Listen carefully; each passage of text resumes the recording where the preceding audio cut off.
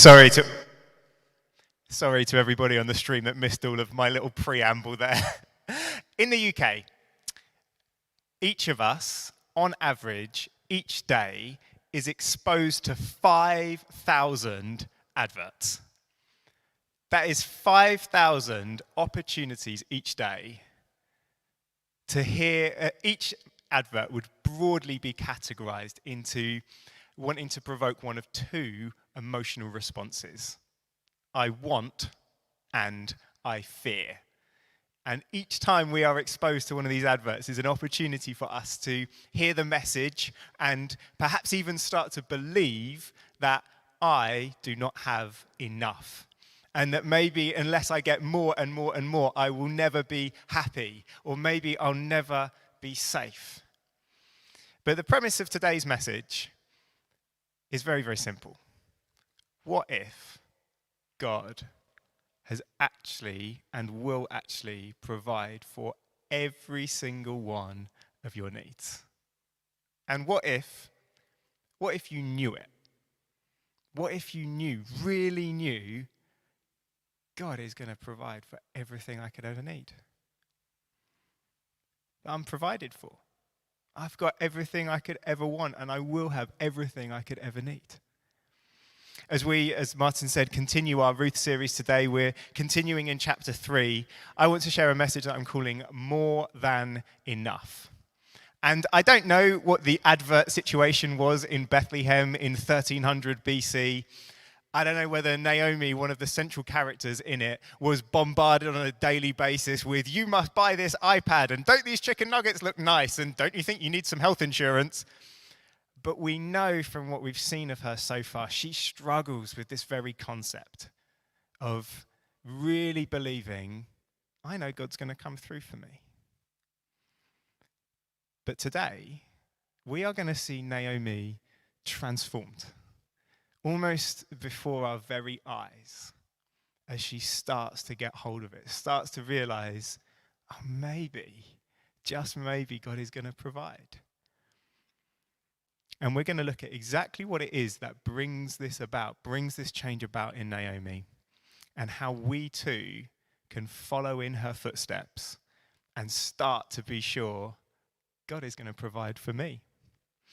And we're following on from the peculiar incident that we looked at last week of Boaz and Ruth in the nighttime on the threshing room floor. And I would definitely recommend to you, check out last week's if you missed it. Rianne did a superb job of navigating our way through the slightly strange narrative and events that we found there and bringing life and beauty out of what are a very complex set of circumstances for us to try and understand.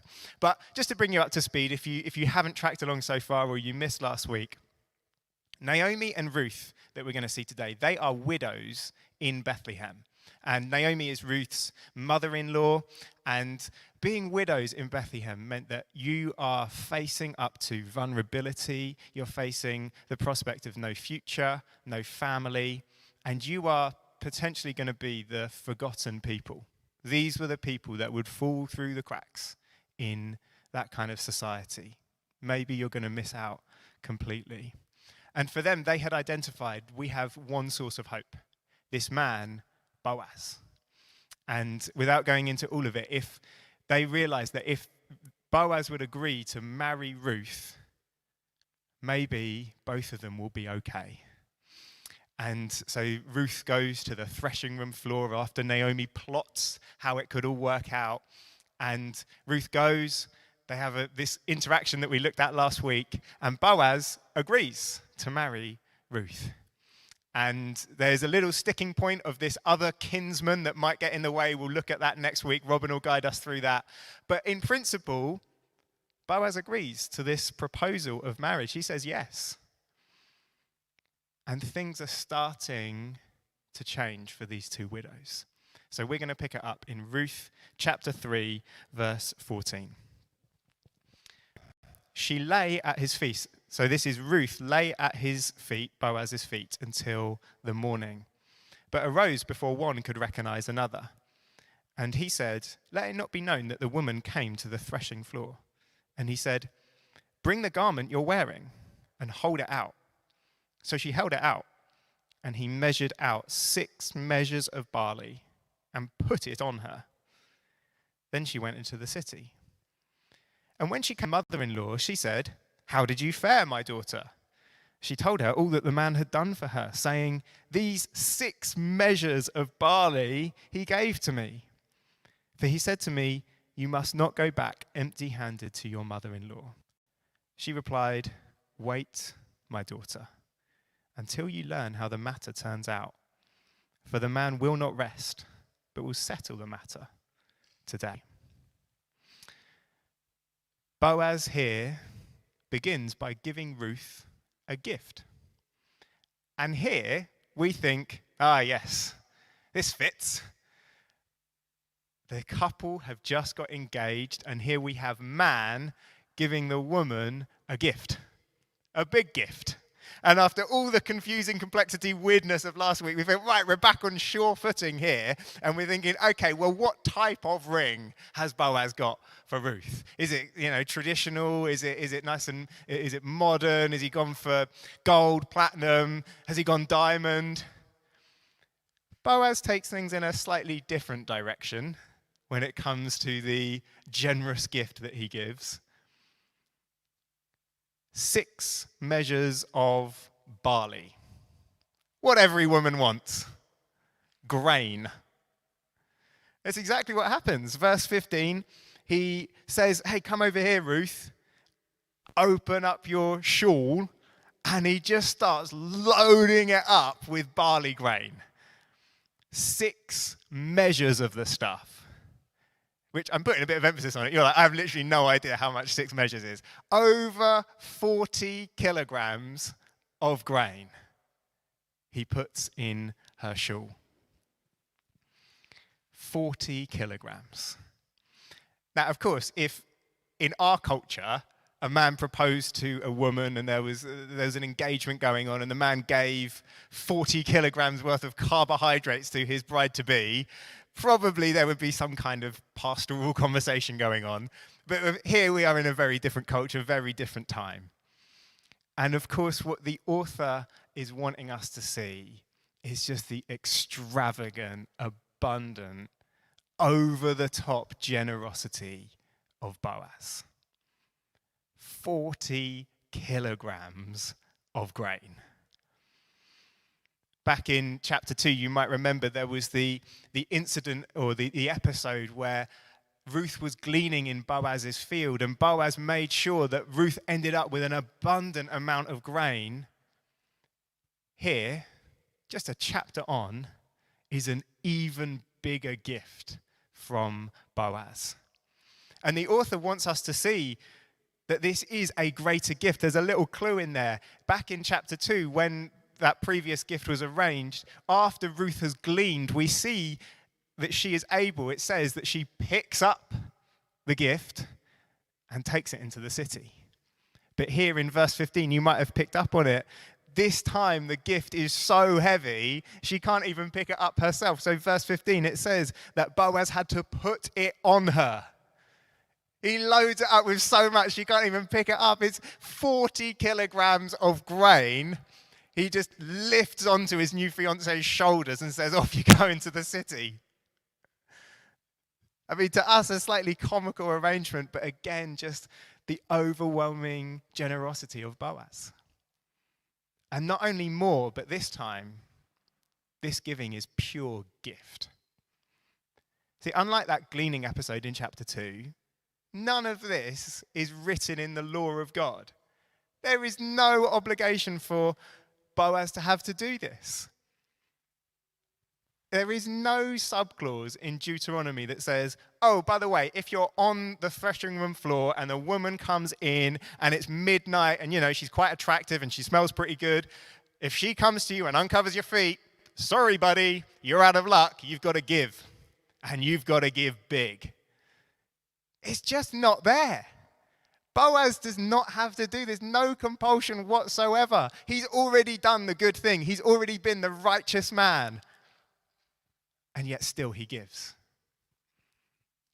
And of course, Boaz has form for this. Even in that chapter 2 gleaning moment, you might remember, he said to his people, I'll pull out some of the grain and put it on the floor so that Ruth will pick up way more than she otherwise would have. And we think, Boaz, you don't have to do that. But this is just unobligated, from the heart, doesn't have to do it, generosity. Just gives.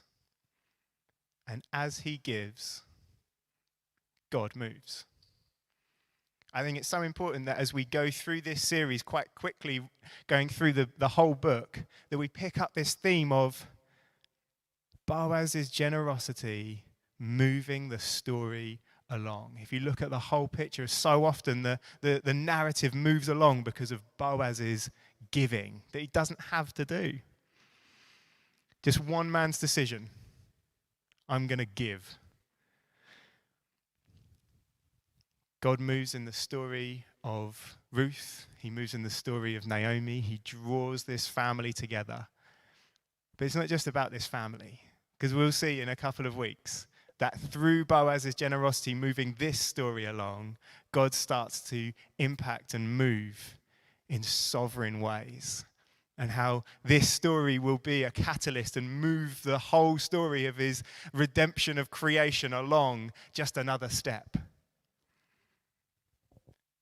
We have seen this Ruth. It's not a story of Red Sea parting. It's not a story perhaps of glory clouds of God descending down.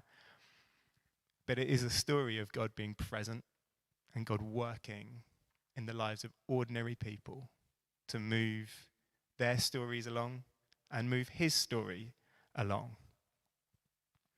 And this is how he does it. Just in this moment, through one man's faithful generosity, one man's faithful giving, and his sovereign salvation plan for the whole of history advances. I think often we can think, I really want my life to matter. I really want God to use me and for me to have a place in his plans. I want to have an impact. Or if that's you, give. You might think, Duncan, I haven't really felt God speaking to me about that. I'm not quite sure if that would be his will for my life. I'm sort of waiting for a sign before I start giving. Boaz didn't have a sign. He just gave. He gave generously. And look how God used him and look how God moved through his gift. Whether it's generosity with our money or generosity with our time or generosity with our gifting and our talents and what we're able to do, or hospitality, opening up our home, having some people we don't know so well over for dinner, whether it's generosity and looking after somebody else's kids, not a hint by the way, whatever it looks like, God works through generosity. He builds his kingdom upon us giving.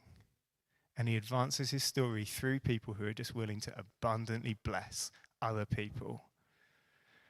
And that's exactly what we see here. This gift has a significant impact on Naomi's story. Ruth arrives to Naomi, and Naomi says to her, "Oh, hi, Ruth. How did you fare, my daughter?" Which is an easy winner for the most redundant question in the whole of Ruth. Imagine Ruth sweating, doubled over, panting. How did you fare? It's like, hello, can you see what I have been loaded up with? Does this look like a failed trip? And as Ruth then unburdens herself, totally collapses on the floor, she then, after the contents of her shawl just spill out all over the living room floor, and she composes herself, then excitedly tells Naomi all that has happened. And then something happens. In seemingly just a moment, the whole demeanor of Naomi seems to change.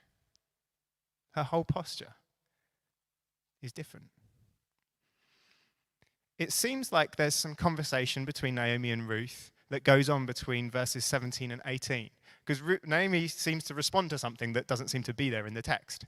So we kind of we don't know, but maybe Ruth starts to get agitated because the plan that they've got and what seems to be happening looks so good, but it's not quite a sealed deal yet. And so I wonder if she, like, the prospect of it is so exciting and so, like, yes.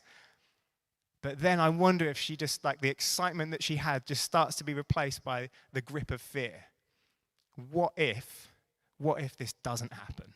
What if Boaz can't marry us? What happens then? And I wonder if then she starts to think, Naomi, look, we have to do something. You know, when you're like that, when you start to get anxious, just like, I've got to act in some way. I wonder if she's just starting to say, look, Naomi, we need to get out there. Maybe we need to go and just check that Boaz really is keeping up his end of the deal. Or maybe we need to go and find somebody else who will go and approach the other kinsman and chat with him and see if we can work out some kind of deal. We don't know. We're speculating. But maybe something like that going on. It's actually not too important. What is most significant is Naomi's response in verse 18. She replied, "Wait, my daughter, until you learn how the matter turns out. The man will not rest, but will settle the matter today." This is a different woman to the one that we've seen so far. A different Naomi to the one that we've seen throughout the book thus far. In all of Ruth's kind of supposed agitation, anxiety, and uncertainty, Naomi just says, wait. Just wait. In the Message, it has quite like this. Just sit back and relax. Or the King James Version, my favorite, sit still. Ruth, sit still. Naomi is relaxed. She's at ease. There is still so much up in the air. Still so much of this situation that could go wrong, so much uncertainty. And to wait, sit still, sit back and relax in uncertainty is not Naomi's thing. Waiting in uncertainty is exactly what she didn't do the very moment we met her, chapter 1, verse 1. As she's faced with the uncertainty of the famine, she takes matters into her own hands. She leaves the promised land. She goes off to Moab. And actually, if we track through the whole story, with Naomi, there's certainly not a posture of waiting. Actually, there's kind of an element of her wanting to control in most situations that she finds herself in. From going to Moab to then saying to Ruth and Orpah, no, you can't come with me. She says, go to them. To then in chapter 2, as she's instructing Ruth. And then chapter 3, most clearly, as we saw last week, where she, in the language of the author of Ruth, she commands Ruth exactly what it is that she has to do in her interaction with Boaz, down to the minutest of details, telling her exactly what she wants to do. We get this picture of a woman who feels she can't trust anyone else to provide for her. She has to do it. That if she can't see exactly how her needs are going to be met, she has to take control. She has to purposefully engineer every movement that is going on. She has to micromanage every single detail of every single interaction to make sure she won't be left lacking. She kind of trusts God, but actually her behavior and the way she's living shows she really believes that at some point God is going to let her down again. And then here, as this gift just comes flooding into her life, she's changed. And in our passage, all of the attention of the author is on this abundant gift that she has received.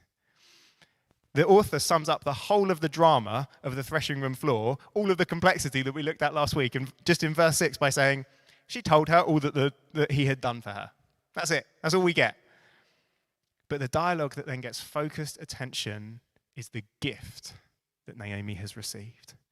Remember, we are to pay attention to repeated details that come up in the text. And we read of the 6 measures that she receives in verse 15. And then we read again in verse 17 of the 6 measures of barley that he has given to me. And the tone of that is very much, look at these 6 measures that he has given to me. One of the scholars of the passage literally just goes ahead and translates it as a huge load of barley that she has just received.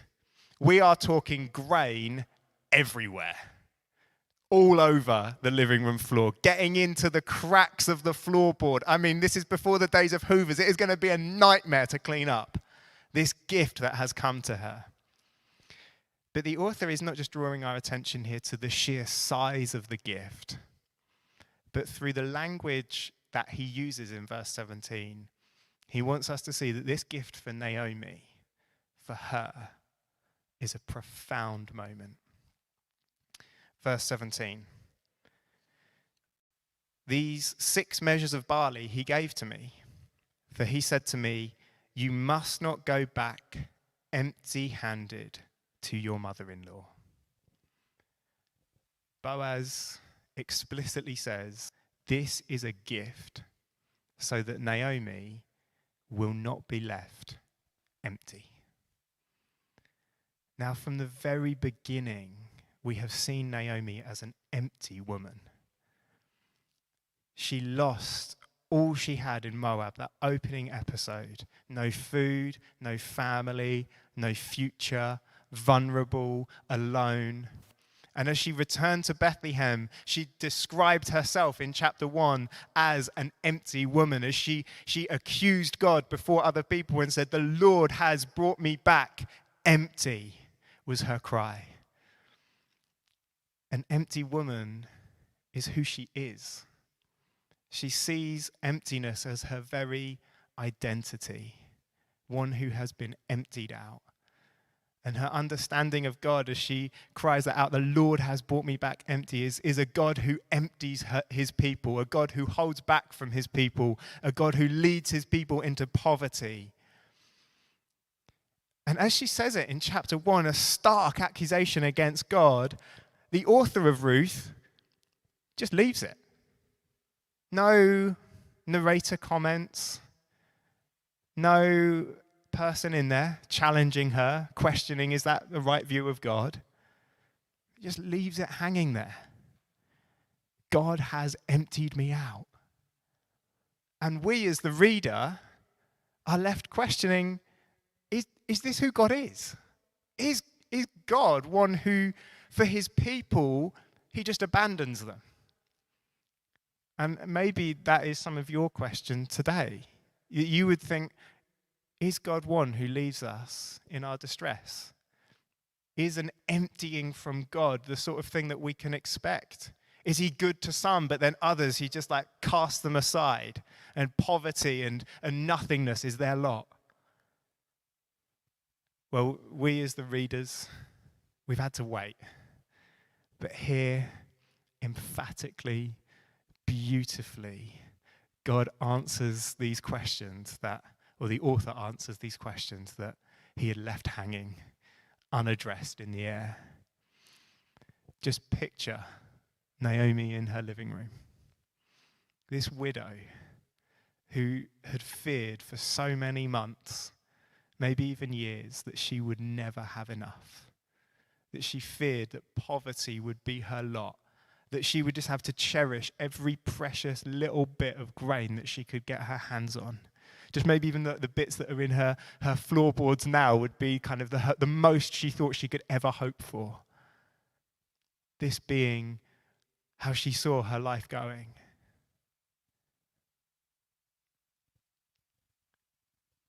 And now she finds herself absolutely surrounded by grain. Just everywhere she looks, just mountains of the stuff all around her. That she's probably still making her way through the previous gift that Boaz had arranged. And now Ruth comes in and just pours more and more and more onto the stacks. And then we as the readers, and she hears the words, Naomi must not be left empty. This God that she had accused of emptying her out is now right before her very eyes, filling her up. And this is, for Naomi, I think, a penny drop moment where she just starts to see and starts to understand and truly believe as she sees this outrageous, abundant, far more than she could ever need and ever have want for and ever have storage room in her pantry for, gift that she has received. Not because of her careful planning or being over every detail, but simply as a gift. That as she sees it, the change here in Naomi, just in a moment like that, it's palpable. You can see her starting to believe, maybe God really will provide for me. Maybe he'll come through. Maybe I don't have to work. Maybe I don't have to stress. Maybe I don't have to come up with 6 different contingency plans just in case God doesn't come through for me. Maybe, just maybe, we can wait. We can rest. And I wonder if you too need this, similar to Naomi, a little penny drop moment this morning.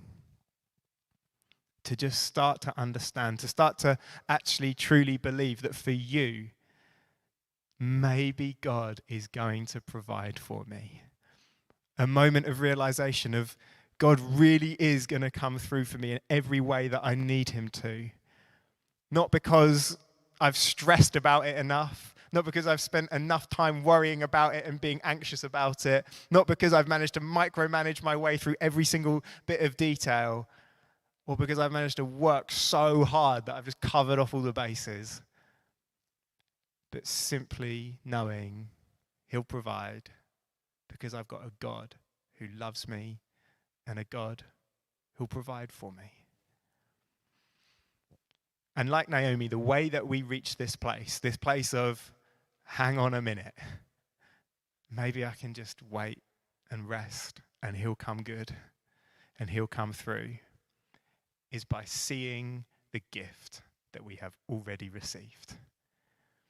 What I love about this picture of Naomi in her living room is that this gift that she has just had welcomed into her home is so big that it would have filled her vision. We too need to allow the scale of all that we have received to fill our vision. How easy do you find it to forget all that you have received? How in just a moment, I'm getting nods because this is just the universal human condition that we have been blessed, and then tomorrow it's just like, right, where's my blessing, God? That we become so fixated on all that he has not yet done in our perception, we totally forget all that he has done and all that he has given us. And because it's so universal, because it happens to each and every one of us, we need to choose to fill our vision with the gift that we have received. The mountains, the piles of grain that are around us in the living room, we need to look on that and see it for what it truly is. Because just like Naomi, we too have received outrageous, abundant provision and gift, orchestrated by God and given to us through the sacrificial, costly giving of a man. When Naomi received from the man Boaz, we have received from the man Jesus Christ. For God so loved the world that he gave us his only Son, so that we shall never perish. That just like Naomi, we will never be emptied. We will never find ourselves lacking. But instead, we can expect to receive eternal life. Or as Jesus himself goes on to say in a different place, we can receive fullness of life. Now and for eternity, knowing that in Jesus we will never be emptied. That as we see him, as we fix our eyes on him, we see we are already full and we already have the fullness that we are searching for. Jesus himself said, "Whoever comes to me shall never hunger." He's all we need, and he has given himself to us as a gift that we can feast upon and be forever satisfied. And so I'd like to suggest that if we find ourselves like the old Naomi, kind of trusting in God, and yet still finding ourselves trying to engineer situations, just trying to micromanage them to make sure, oh, I'll just do this just in case God doesn't come through in the way that I want him to, or just in case this doesn't happen. Coming up with contingencies rather than trusting and waiting on God. Or maybe the fearful version of Naomi, where we find ourselves actually convinced, I don't think God's going to come through for me at all. He's never going to come through for me. Then the invitation that we have before us to begin to see some of this transformation that Naomi went through, the invitation is for us to spend more time filling our vision with Jesus Christ and all that we have in him. This is why we are, and this is why we have to be as a family, quite frankly, obsessed with the gospel.